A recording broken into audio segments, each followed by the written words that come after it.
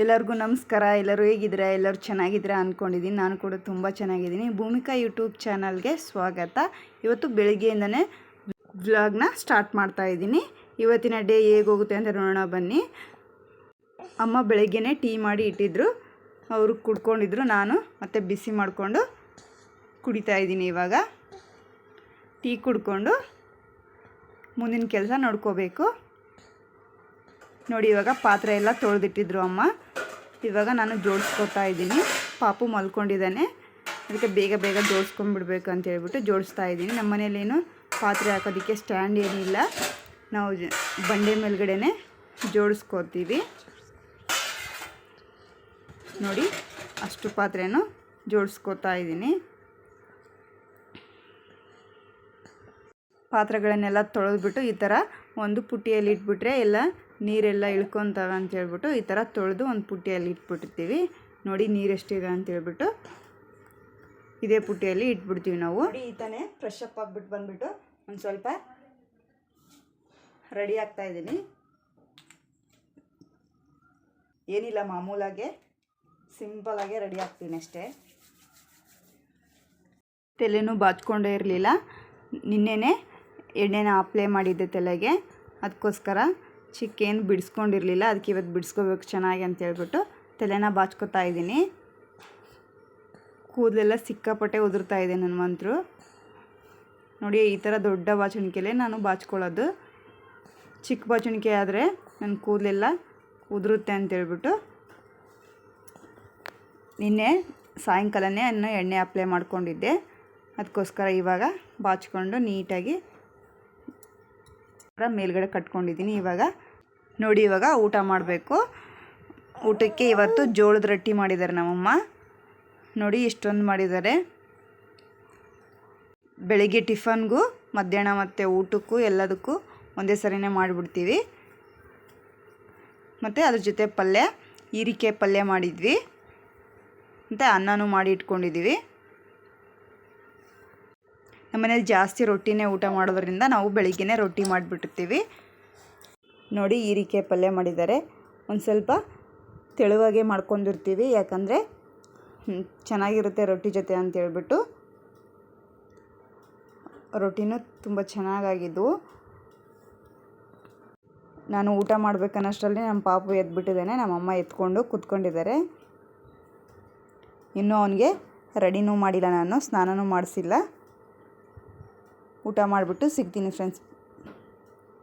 ನೋಡಿ, ಇವಾಗ ನಮ್ಮ ಪಾಪು ಕೂಡ ಸ್ನಾನ ಮಾಡ್ಕೊಂಡ್ಬಿಟ್ಟು ರೆಡಿ ಆದ. ಇವತ್ತು ಇವನಿಗೆ ಇಂಜೆಕ್ಷನ್ ಇದೆ ಅಂತೆ. ಇವಾಗ ಅಲ್ಲಿಗೆ ಹೋಗಬೇಕು. ಇವಾಗ 6 ಮಂತ್ ಇದೆ ಇವನಿಗೆ, ಇವಾಗಲೇ ಮಾಡಿಸ್ಬೇಕಂತೆ. ಅದಕ್ಕೋಸ್ಕರ ಹೋಗಿ ಮಾಡಿಸ್ಕೊಂಬರ್ಬೇಕು. ಯಾವ ಥರ ಅಳ್ತಾನೆ ಅಂತಂದು ಹೇಳ್ಬಿಟ್ಟು ನೋಡಿ ಇವಾಗ ತೋರಿಸ್ತೀನಿ.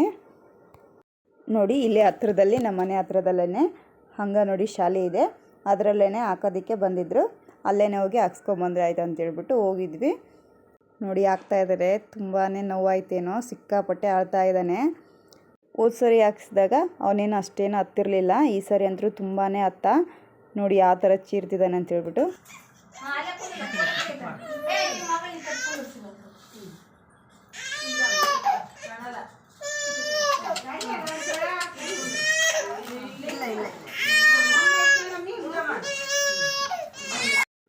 ನೋಡಿ, ಇವಾಗ ಮುಗೀತು, ಮನೆಗೆ ಬಂದ್ವಿ.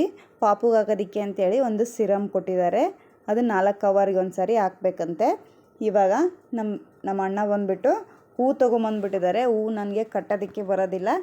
ಇವಾಗ ಅವನೇನೋ ಹೊರಗಡೆ ಹೋಗಿದ್ನ ಅಂತೇಳ್ಬಿಟ್ಟು ತೊಗೊಂಬಂದಿದ್ದಾನೆ. ನನಗೂ ಕಟ್ಟೋಕ್ಕೆ ಬರೋದಿಲ್ಲ, ಅಮ್ಮನಿಗೂ ಕಟ್ಟೋಕ್ಕೆ ಬರೋದಿಲ್ಲ.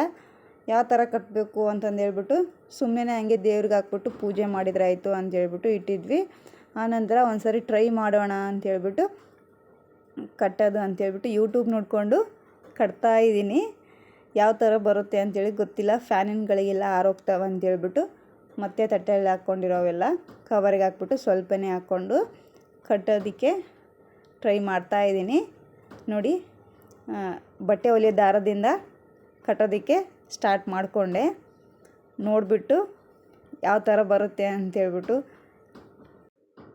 ನೋಡಿ, ನನಗಂತೂ ಯಾವ ಥರ ಕಟ್ಟಬೇಕಪ್ಪ ಅನ್ನಿಸ್ಬಿಟ್ಟಿತ್ತು.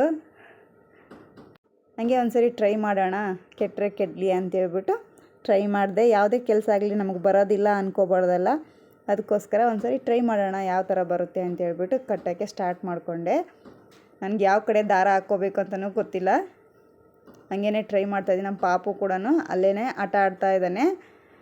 ನಾನು ಆ ಕಡೆ ಕರ್ಕೊಂಡ್ರೆ ಈ ಕಡೆ ಬರ್ತಾನೆ, ಈ ಕಡೆ ಕರೆದ್ರೆ ಆ ಕಡೆ ಹೋಗ್ತಾನೆ. ನೋಡಿ,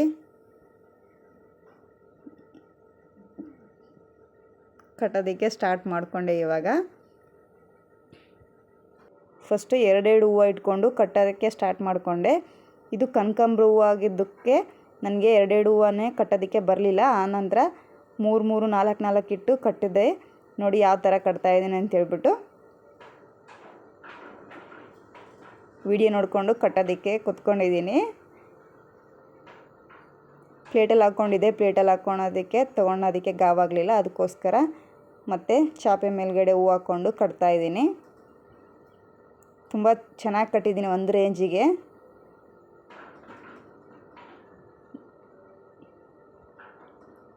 ನೋಡಿ ತುಂಬ ಚೆನ್ನಾಗೇ ಕಟ್ಟಿದ್ದೀನಿ.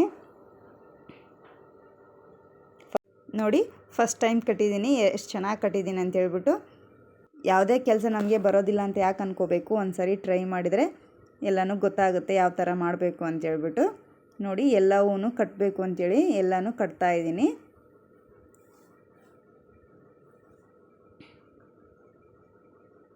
ನಾನು ಫುಲ್ ಉದ್ದಾಗಿ ಕಟ್ಟಕ್ಕೆ ಬರಲಿಲ್ಲ, ಸ್ವಲ್ಪ ಕಟ್ ಮಾಡಿ ಕಟ್ಟಿದೆ.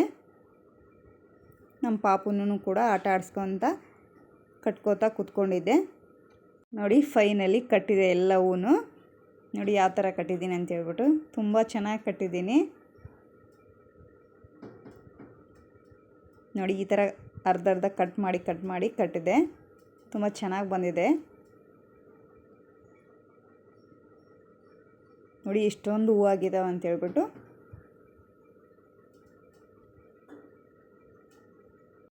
ನೋಡಿ ತುಂಬ ಚೆನ್ನಾಗಿ ಹೂವನ್ನ ಕಟ್ಟಿದೆ. ನಾಳೆ ಪೂಜೆಗೂ ಕೂಡ ಆಗ್ತವೆ ಅಂತೇಳ್ಬಿಟ್ಟು, ಶುಕ್ರವಾರ ಇದೆಯಲ್ಲ, ಪೂಜೆಗೂ ಕೂಡ ಆಗ್ತವೆ ಅಂತೇಳ್ಬಿಟ್ಟು ಅಷ್ಟನ್ನು ಕಟ್ಟಿ ಇಟ್ಟಿದ್ದೀನಿ. ಇಟ್ಬಿಟ್ಟು 4 ಗಂಟೆ ಆಗ್ತಾಯಿತ್ತು ಟೈಮು. ಅದಕ್ಕೆ ಕಸ ಗುಡಿಸ್ಬಿಟ್ರೆ ಆಯ್ತು ಅಂತೇಳ್ಬಿಟ್ಟು ಕಸ ಗುಡಿಸ್ತಾ ಇದ್ದೀನಿ. ನಾವು ಬೇಗನೆ ಕಸ ಗುಡಿಸ್ಬಿಡ್ತೀವಿ.